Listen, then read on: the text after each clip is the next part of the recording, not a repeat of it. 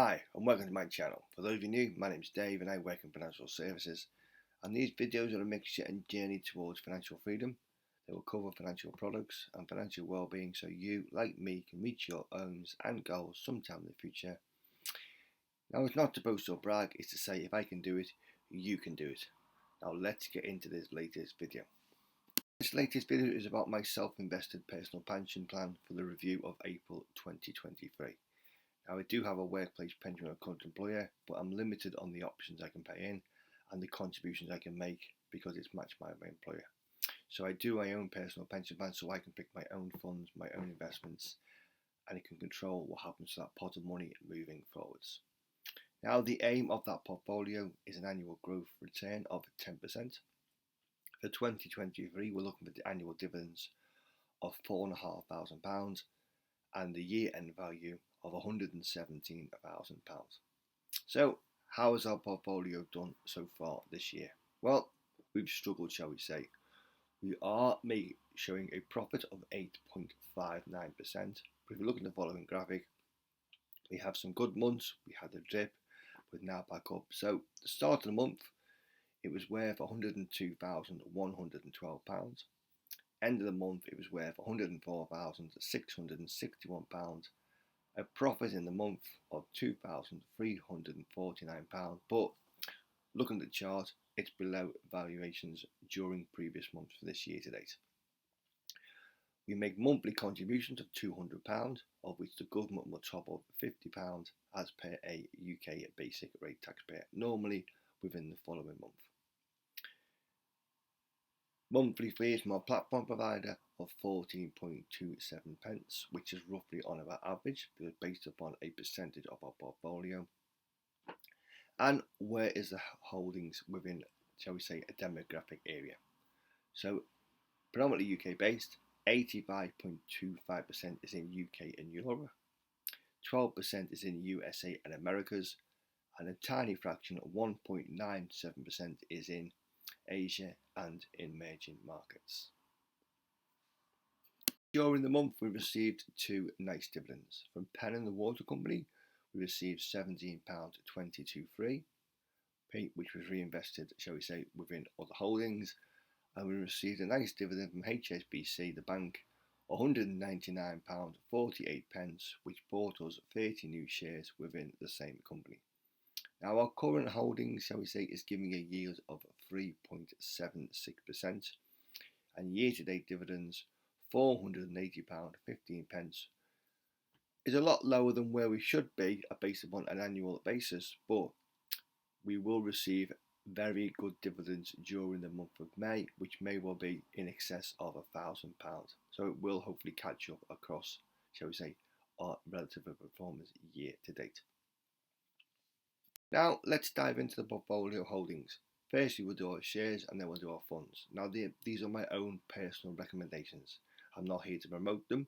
Okay, the companies I purchased for long-term holds, I see no reason why I will sell any holdings or shares within a short-term period. They're all done for a long-term hold. The portfolio should be seen as safe, secure, steady and boring. It's not a get-rich-quick scheme, but it will meet our objectives. Let's just say 10% year on year. We will have good months, we will have bad months, but that is the aim of the portfolio moving forwards. Within the shares, we own 15 shares, 9 in profit, 6 in loss, makes up £83,500, of which 68% is in the FTSE 100 and 11.5% is in the FTSE 250. So 80% of our portfolio is in individual shares. And our largest holding of note is Aviva, the insurance company. 4,320 shares, £18,000, 17% of our portfolio, but a very nice, shall we say, catch-rich dividend, normally about 7%, which would pay as nice, but safe, secure, steady and boring, does what it says on the tin. Very good growth company, has been through a recent restructuring lately, and it has increased dividends dramatically. Our next holding is Lloyds Banking Group, 33,286 shares, £16,000, 15% of our portfolio. Hopefully we'll have very good Q1 trading statements during the start of May. Okay, but again, very cash rich, has struggled the banking sector recently, but a very long-term hold, and hopefully not affected, shall we say, by the banking crisis within the US, because it's, shall we say, a retail bank in the UK. Next holding is away from the banks. It's Greggs, the retailer, 278 shares, £7,800, 7% of the portfolio, but a very nice share. Is up 100% since we bought it. Does what it says on the tin. It makes food, sells food, but it is very cash rich, does pay a very good dividend, and it has no debt whatsoever. Our next holding is Drax, the biomass or the pellet maker, 1,206 shares, £7,500. Again, up 100% since we bought it, makes up 7% of our portfolio. Again, has been on a buying spree, shall we say, recently, is very cash rich. It does have a lot of debt, but the debt is serviceable and the dividends was increased, and it will pay a very nice dividend, just like Greggs and Lloyd's, within the month of May. Our next holding has had a very good run lately, HSB, the banking group, 1,076 shares, £6,000, 6% of our portfolio, had very good results during the end of April. It did pay a very nice dividend of £200, but the dividend has now gone back from a half yearly to a quarterly yearly, so it will pay another dividend in June, and it is looking to pay a special dividend at the start of 2024. Now back onto the banks, we've got Barclays, 3,038 shares, nearly £5,000, 4.5% of our portfolio, had very good Q1 trading results, okay, has been reflected in the recent uplift in the share price, and it is currently trading well below net asset value. Now another holding we have increased lately during the past few months is a Legal & General, 1,937 shares, £4,500, 4% of our portfolio, and again, very good dividend. We'll pay a dividend in June of roughly around about 7.5%. But just like Aviva, safe, secure, steady and boring, does what it says on the tin. Other holding we own is JD Sports, a retailer, £4,000. Shell and BP, 3,500 and 3,000 collectively, and Sainsbury's, the retailer, £3,500. And some smaller companies we own, AG Bar, the drinks provider, again from very good results, very cash rich, dividends increase. AJBL, the platform provider, and Card Factory, the retailer, has been on a very good run lately. The shares have gone from 80p to over £100, and hopefully during the start of May it will give very nice trading statements. It did have a lot of debt. It was affected by the COVID, and we did take some of the banking covenants out, so it can't pay a dividend, but the debts have been reduced. It is very cash rich, but unfortunately at the moment it is restricted of what you can do moving forwards. So a collection of shares, shall we say, predominantly financial services, but all long-term holds, some very good yields, let's just say Aviva, Legal & General paying 8%, and some very good results during the month from HSBC, Barclays. Now let's look at the funds held within our portfolio. At the moment we own 7 funds, 3 in profit, 4 in loss, or only be it, shall we say, small losses, but it makes up nearly 20% of our portfolio. The port value is just over £20,000, and we have increased one of our existing holdings. We've bought £320 into Fidelity World Index Funds.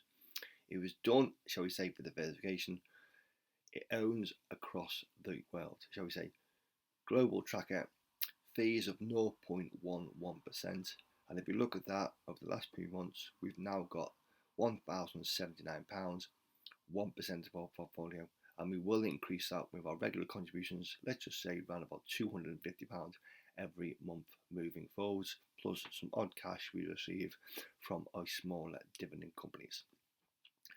Now our largest holding is a Legal & General Technology Fund. Has had a good run, shall we say, in 2023, not so great in 2022, but it makes up 7% of our portfolio, £7,000. We own a US smaller companies, £3,300, 3% of our portfolio. Has struggled lately because of what's happened, shall we say, in the US. interest rates increased, some kind of, shall we say, impending recession, but it was done for diversification.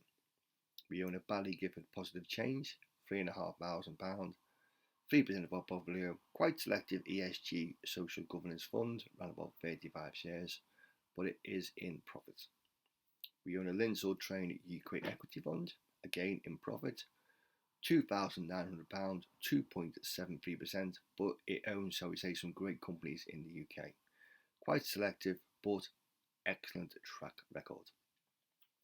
Now, one fund that has struggled is a Global Growth Fund, £2,150, 2% of our portfolio, and hopefully it does recover, and when it will recover, we may put it into, shall we say, a simple tracker fund because it's less fees, less charges. And then our smallest fund is a UK smaller equities fund. We put £1,000 in, struggled ever since, shall we say, 2022 onwards, but it's worth, shall we say, £710, but thankfully it makes up 0.68% of our portfolio. So, a collection of shares, shall we say, all long-term holds, no reason why we're going to, shall we say, sell them in the immediate future, but we are looking to simplify them. It may well be we put more into a Fidelity World Index. It may well be we put more into a Legal and General Technology Fund just to simplify the funds because of the cheap costs and because they invest in a greater number of stocks. Okay. Now, these are my own personal opinions. Remember, it's not a get-rich-quick scheme. Slow and steady wins the race, shall we say, but it's to prove if I can do it, you can do it. Remember, if you liked videos, smash the like button, subscribe to this channel, and we'll see you again in the next video.